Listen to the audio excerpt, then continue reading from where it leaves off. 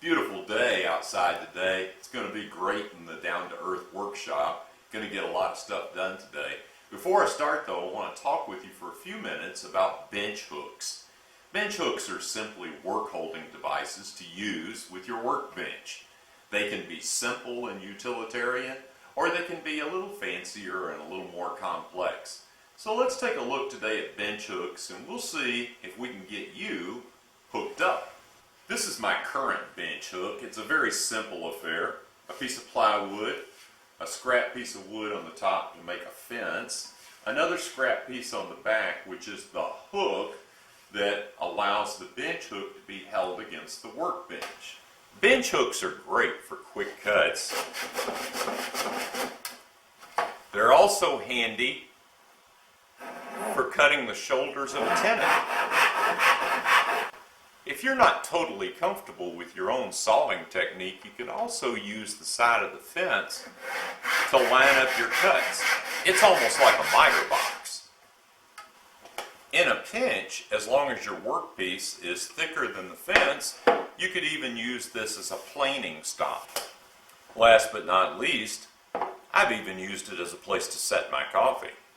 So a bench hook can be pretty simple, but could it be improved? You may recall the shooting board that I built a while back. There's an article in Wood News Online and a video about it as well. There's a few things I like about this shooting board. First of all, it's a little taller, makes the working height a little bit more comfortable. It's built a bit like a torsion box, so it's heavy, sturdy, doesn't move around on the bench a lot. I really like the French cleat on the back, which allows me to hang this on the wall when I'm not using it. And I like the additional storage in the top, which allows me to put things like my 45-degree miter fixture away and keep the clutter in my shop down. I think we could incorporate a few of these features into a bench hook, so let's take a look. The size you make a bench hook is not critical. Make whatever is most comfortable for you. For me, I wanted to build a bench hook that was slightly longer than the width of my bench. The reason being is I want to put a French cleat on the back so I can hang this out of the way when I'm not using it. And I need some overhang on the back side for the hook of the bench hook. While I was at it, I cut two pieces of plywood the same size, and I ripped a bunch of plywood strips exactly the same width. What we're going to do is essentially build a mini torsion box, which will be the base of our new bench hook.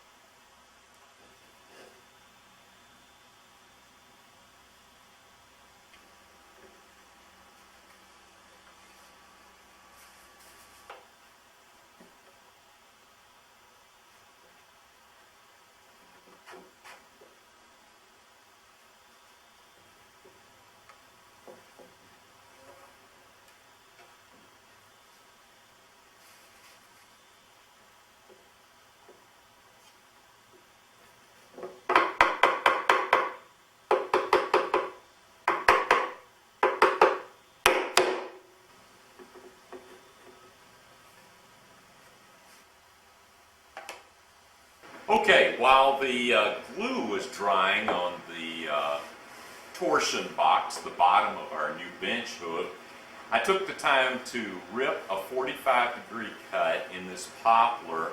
This will become the French cleat on the back of the bench hook for hanging it up. And I started working on the fences.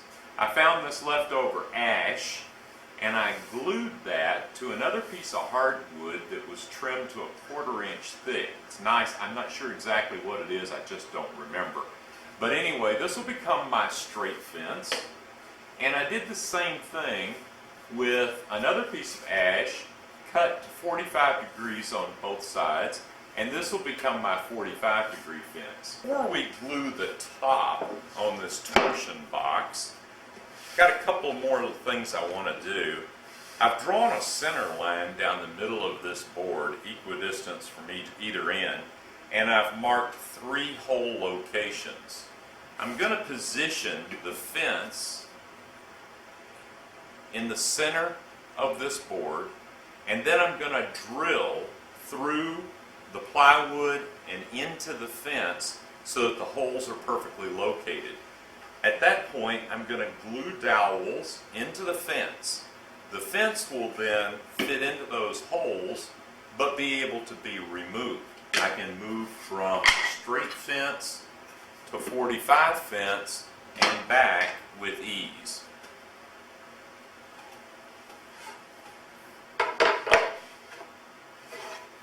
By the way, if you're like me and can't always drill perfectly straight holes, this little gadget it's not perfect, but it's a lot better than drilling by hand.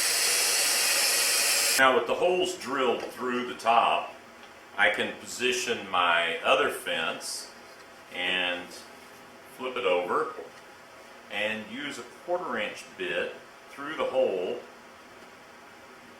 I use a brad point bit, and that'll make a mark in the fence,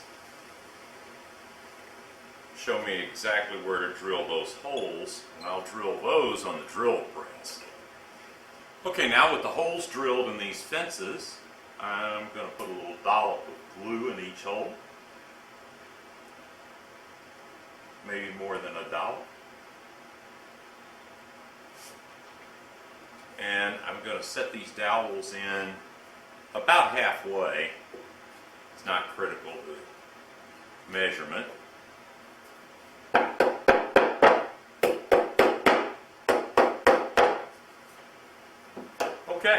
Okay, with the holes drilled in the top for the fence, we're ready to close up this torsion box. Put the top on the sandwich, so to speak.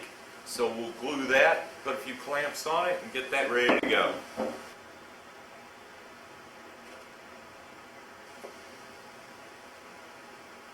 It's my expensive glue spreader.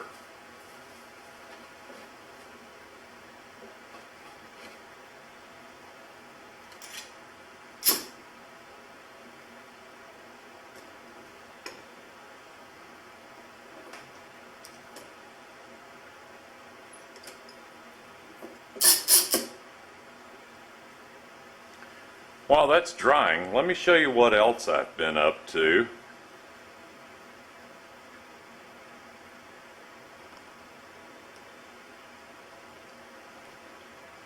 Does it look familiar?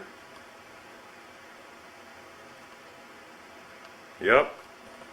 It's a mini version of the same thing. And in a few minutes, I'll show you what that's going to be used for. We're all done. I've got the clamps off. Let's take a look at how this bench hook is going to work. Okay, the first thing you'll notice about my new bench hook is that the fence has a sacrificial piece here at the bottom.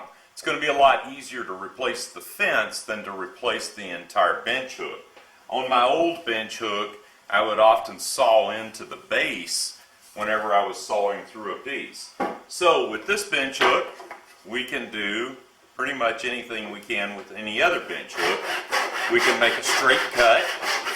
If I happen to be working on this side of the bench, I can come over here and make a cut as well. I like that because I work on all sides of my bench.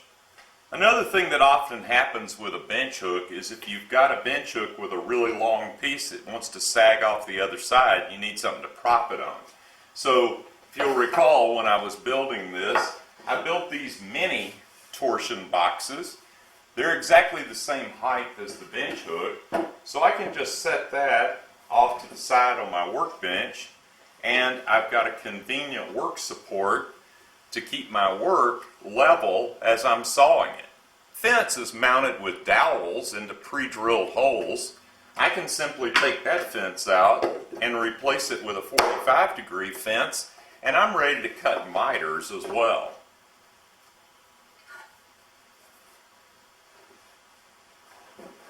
And speaking of cutting miters, if I just happen to feel like it, I can also cut a miter from the other side.